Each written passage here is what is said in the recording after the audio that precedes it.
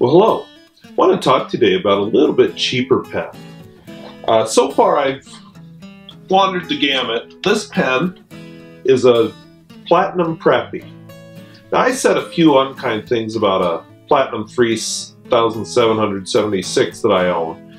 I would say Platinum Preppy is a wonderful pen, and I do not have unkind things to say about it. Just realize what you're getting. I got this Platinum Preppy for free and a bottle of Noodler's ink. I got this Platinum Preppy for $3.35 or something like that. So these are not expensive pens. So why am I doing a review? Well, for one thing, I think there are fountain pens at all price points, and I think the Platinum Preppy is an excellent introductory pen if you're looking at getting into fountain pens and just don't know if you like writing with them. Platinum Preppies normally come as a cartridge filler. What you can do though, you can buy a converter. The Platinum converter that goes into Preppy actually costs more than the pen itself, so I'm not real sure why you would do that. The other option with the Platinum Preppy is that you can buy silicone grease, maybe an O-ring, and you can turn it into an eyedropper. That's what I do with my Platinum Preppies. This one is an eyedropper fill. This one was prepared by Nathan Tardif to be an eyedropper fill. So, eyedropper pens. Now, as far as writing, one nifty thing, they're snap caps. You can remove the nib, and it has kind of an odd feed. It's just basically a long rod. The rest of it here is just a collector. I can replace that with, I can snap in a rollerball rollerball tip, although they're getting a little harder to find. Platinum also sells a felt tip that you can snap in. So they're very versatile. Now, I've found that the plastic is a little bit brittle. I usually have cracking around the cap right here.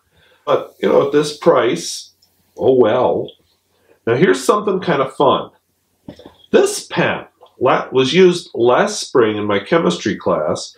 We did a paper chromatography lab, so I decided to ink up a few Platinum Preppies with ink, and then we do paper chromatography on them and look at the results. This happens to be Noodler's Manjiro Nakahama, which is Whaleman Sepia, and then not one of my favorite inks. It's one of those bottles that, boy, do I wish I hadn't bought, because what a waste of money that was. I picked this pen up the other day. It was just kind of rolled somewhere, and I found it.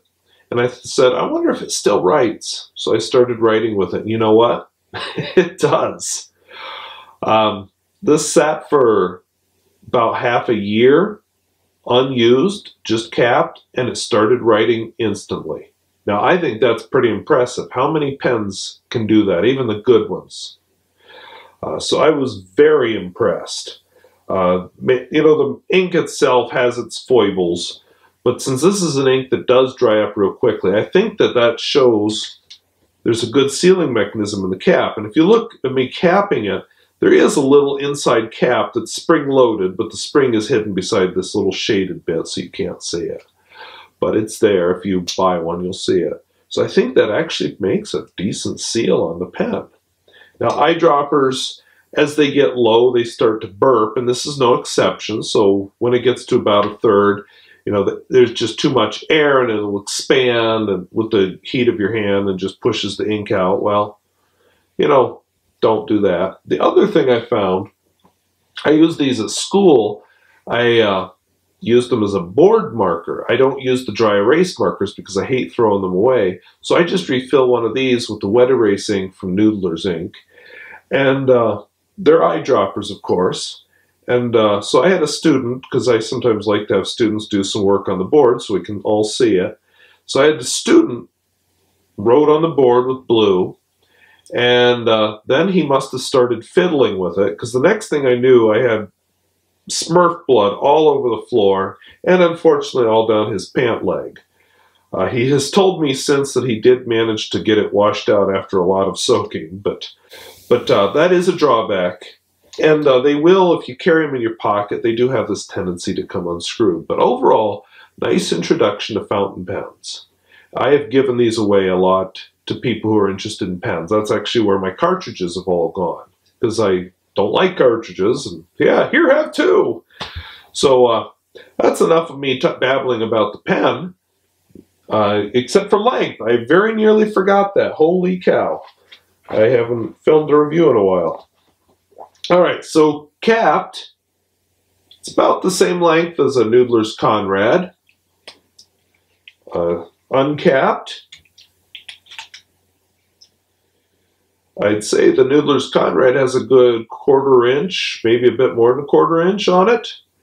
Posted, I don't post these guys, but you know, let's pretend. Posted, about the same. So, enough of that. Let's do a writing. Sorry, I'm losing my voice. Let's do a writing sample. So I thought it'd be fun to do a quick writing sample with the Platinum Preppy.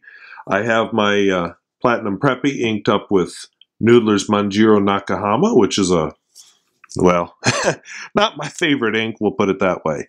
But anywho, you can see the pen itself doesn't really have a whole lot of flex.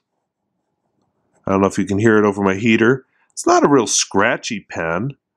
It's not a smooth writer. It's just kind of a nice pen. And overall, it's a good pen just to knock around and play with, maybe experiment with inks in. And this one is eyedropper filled, which makes it extra special fun. So, thank you for watching. We'll hope you have a good day.